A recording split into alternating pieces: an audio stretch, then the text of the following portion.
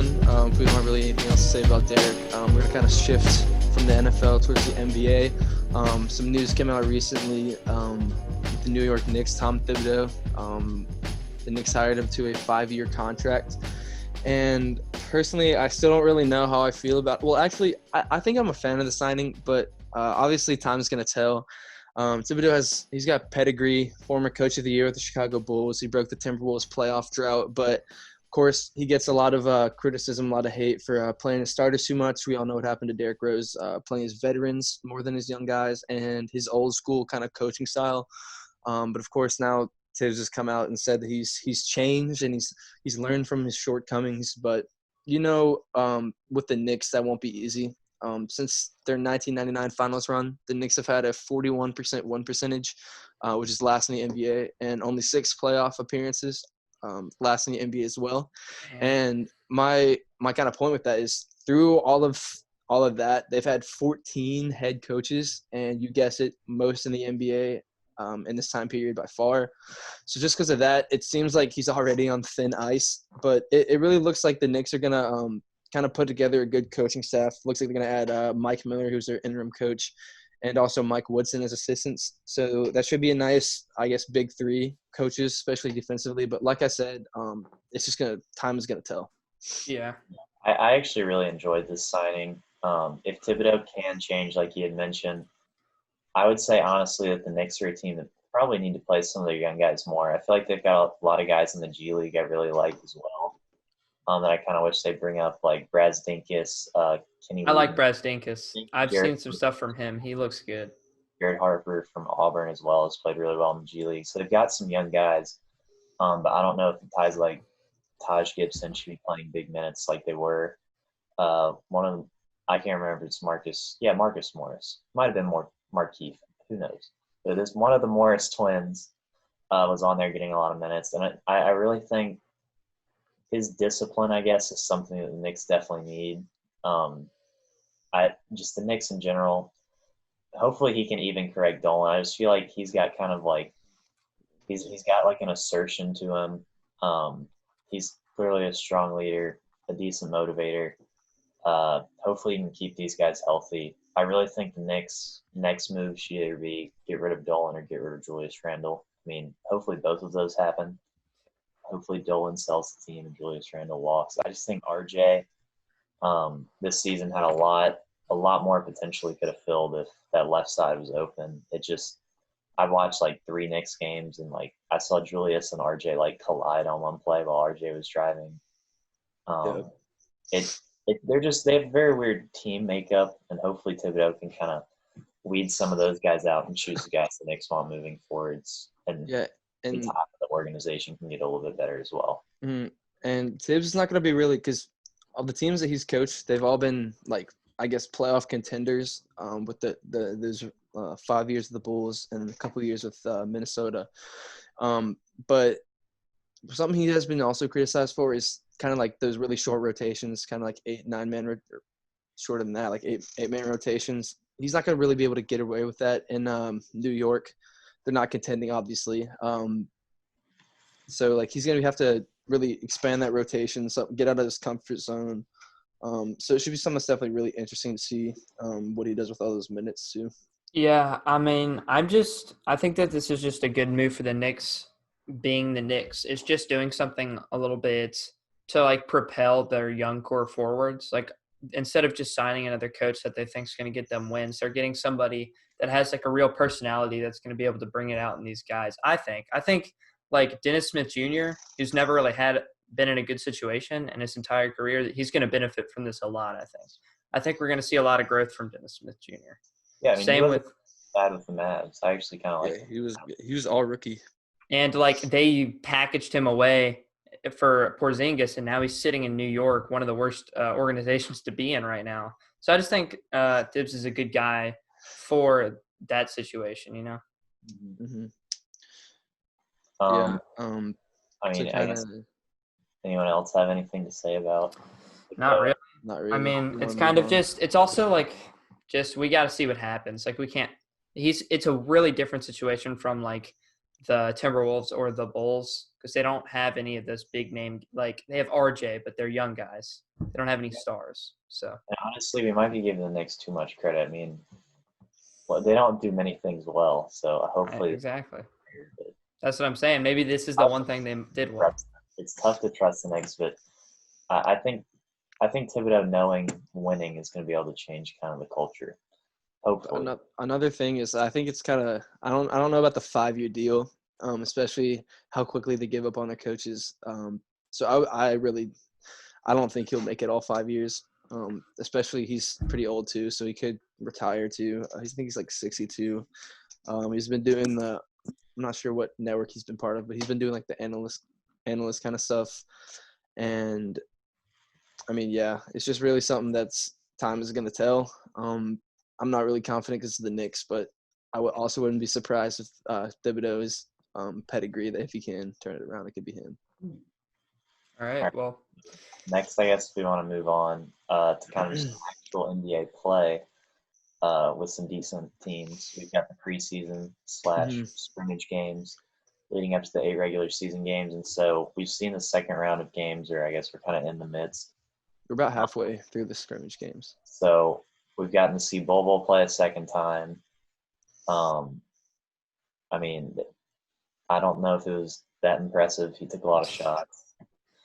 Yeah. I just, in general, these preseason games, like, they're really good for the players, but it's almost like we're just watching a televised practice. It's really has nothing to do with the real production they're going to have in game. So I think this is kind of just going to knock the rust off some of these guys for the play-in. Yeah, I think that's basically the big part of it. I know the first game they only played 10-minute quarters, and then now they're moving on to 12-minute quarters. I don't really think that's necessary. I think 10 is fine. But most of it really is just getting the rust off, and something that the Grizzlies had to do. I know this because I had to watch the game.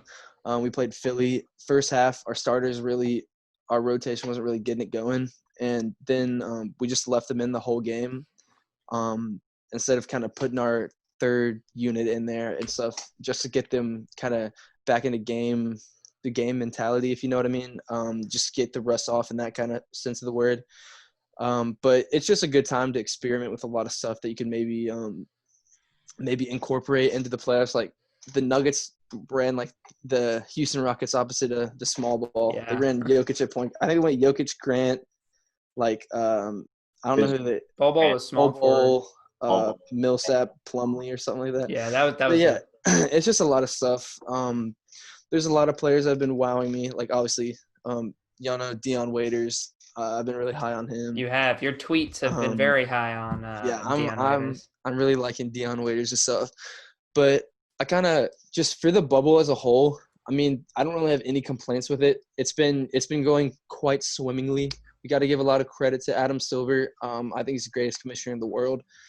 And surprisingly, everyone has been staying healthy. I mean, COVID-wise, but we've seen guys like Paul Millsap and Kristaps Porzingis. They've missed tests, and they've had to sit out the scrimmage games. That might be something to look into the future. Maybe if someone accidentally misses a test for the coronavirus, and they might have to sit out one of the games that actually matters. Then some people have had family emergencies. I say this because we'll talk about Lou Will a little bit later. But then guys like Zion and Austin Rivers have had to leave the bubble and stuff like that. And then one other thing, there have been like 3 season-ending injuries a little bit already, which is a little bit concerning. And this is only in the practices. We had Justice Winslow. He injured his hip. Marvin Bagley injured his foot. And Sabonis had a, quote, significant leg/foot injury.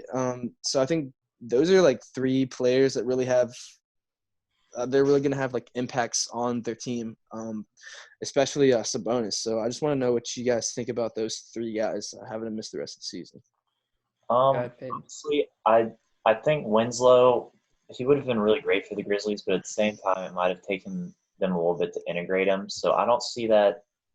I mean, that obviously hurts to lose him, but at the same time I feel like they might have that they gain, I guess, the experience of playing together and knowing the chemistry with him not in the lineup. So maybe leaving the lineup as it is, I guess as it was prior to this little coronavirus break would be beneficial for the Grizzlies. Yeah, and overall, like maybe next season or after 3 or 4 games, it would have been a better team with Winslow. But I would say for these next 8 games, that honestly could help them in these first couple of games. I still think they'd be better with Winslow, but it might take them a couple games to get integrated. Sabonis. Well, hold on. Before you move on for Winslow, I just wanna say, like, we're always gonna miss his production and his impact and whatnot, but his absence really is also gonna really open up opportunities for guys like Kyle Anderson to start. He went like 4 for 5 from 3 the first scrimmage game, and then also 2 other guys, Josh Jackson, DeAnthony Melton. Those are 2 guys who are upcoming free agents. They both I could see them both starting, like DeAnthony at the 2, maybe put Dylan Brooks at the 3, or start Josh Jackson at the 3. He was making a really big case for that towards the end of the year. But it's just giving them a larger load for each of them that they can really give the Grizzlies a good idea of how much to bring them back for, if anything. Also giving, because we have I think we brought 17 guys. That's obviously, but they all really deserve minutes. Fringe rotation guys like Grayson Allen and guys like that are really gonna. They really deserve minutes, and they're really gonna get a lot more opportunity with his absence as well. But it really, like you said, it would be a lot better if we had him. But if you're looking at the positive from that side, then I guess you agree with it. Well, like looking into the future in general, like the most significant of those losses is obviously Sabonis. He's an all-star guy on a pretty decent Pacers team. But I mean, the Pacers were the best team out of those 3 guys you said, and I don't think they were going to make much noise at all. I mean, I could definitely see them getting swept by the Heat with Sabonis. Now, without him, I mean, I think that they're going to clean the floor. But in general, like, it is worrying a little bit, but at the same time, these could also just be, like, coincidences or freak accidents happening during this time. Like, I didn't even know Bagley was hurt. Do you know, like, what happened? Or I think it was just his foot I saw. But a big reason I kind of brought this up is for Marvin Bagley, kind of to go off on a little bit of a side tangent. But at this point, would you all call him a bust? Picked at number 2 over guys like Luka, Trae Young, Sacramento Kings. Okay. Like, their front office or their development has just never really been great, except for Fox. So, I mean, this was his second year. Like, I don't want to call him a bust, especially after I don't know. I think it's way too early. Well, I mean, I don't know, Braden, you might have told me this, but I don't think the Kings have even won a game with Marvin Bagley starting. I think so. I think that might be. You told me that they've never won a game with Marvin Bagley starting. Never, or just this season? He's not starting, like, even like he's barely even playing, which is he's made of glass. I'm gonna give him a year before I call him a bust. I'm like bust, but he was not warranted to get picked that high if injuries are. Oh, for sure, but that doesn't necessarily warrant the title bust.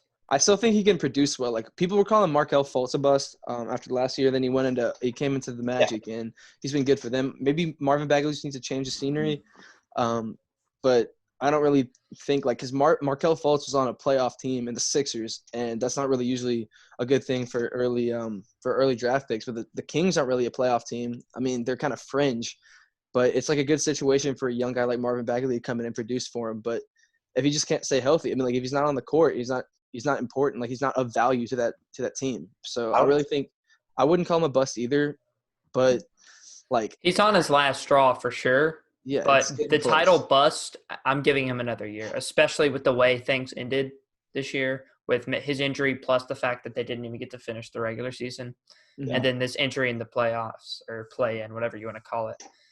It's just been a bad situation in general for his play at him as a player. But I'm gonna give him this next season. Hopefully, everything's back to normal by then, and we can really see a little bit more production from Marvin Bagley. But he has the talent, I think. He has physical attributes to be able to be good in the league. It's just, like you guys said, he's kind of made of glass. Yeah, and he looked really great coming out of college too. But, like, especially with Luka Doncic is already a superstar. Trae Young's already up there too. So, I don't know. I think great minutes for the Thunder. There are a lot of good role players in that class too that play solid minutes, and he's not even playing minutes.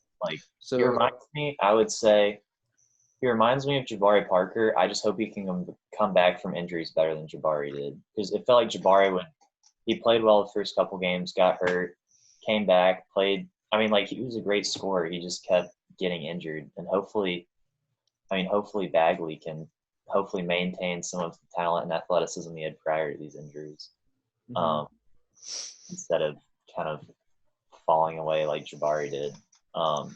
But another guy, I guess, that bounced back from an injury 2 years. I just wanted to give him a quick shout out, Andre Roberson. Yeah. He actually ended up winning the game in Thunder today. He was 2 for 2 from 3, hit the last 2 threes to actually end up winning the game, as well as getting a pickpocket towards the end. He was like, his plus minus was the highest on the court by far. Just one of the better impact players, I would say, at least for the Thunder back in the day. Hopefully he can keep that up. But for him to come back was really awesome. At least for me, watching him growing up playing, and then he basically just disappeared for those 2 years. Yeah, he's kind of a guy that you really want to see succeed too. Yeah.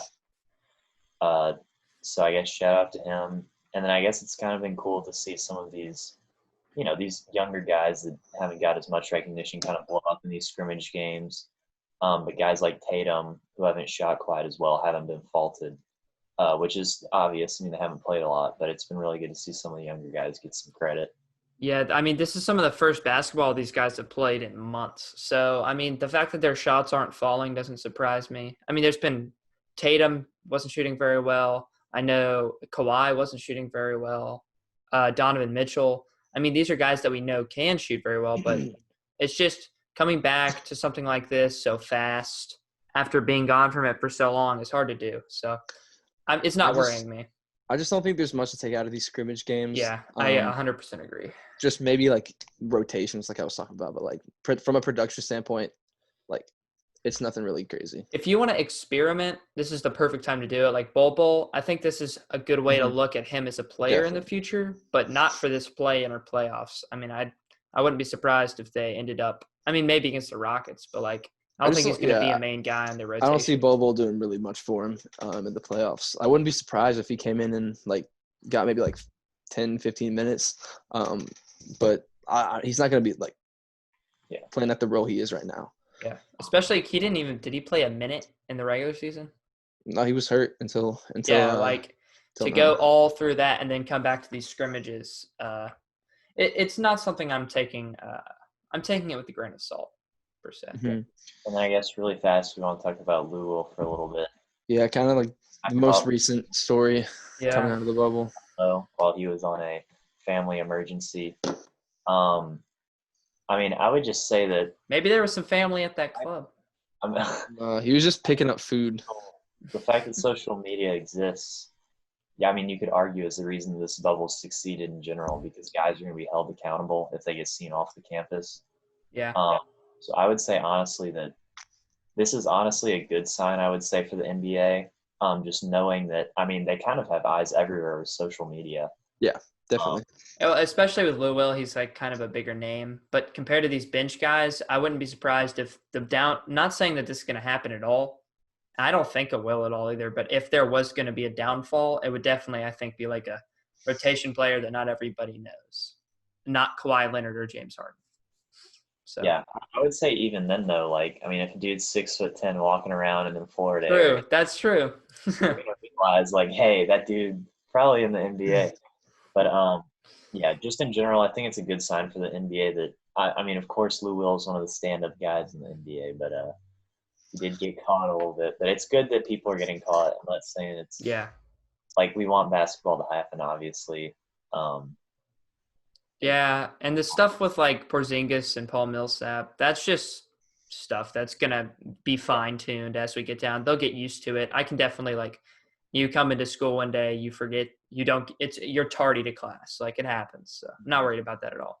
All I'm going to say is I'll make this the last thing that comes out of my mouth. Lou Will missing the first 2 seeding games. Guess who they play second? Just take a wild guess. Who's that? Oh, the Pelicans. New Orleans Pelicans. Dude, maybe it was planned by Adam. It's a conspiracy.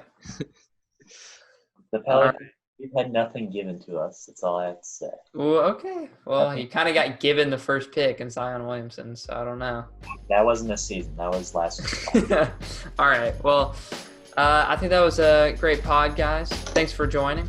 It was a good ride. Hope you guys enjoyed it, and we'll catch you next time.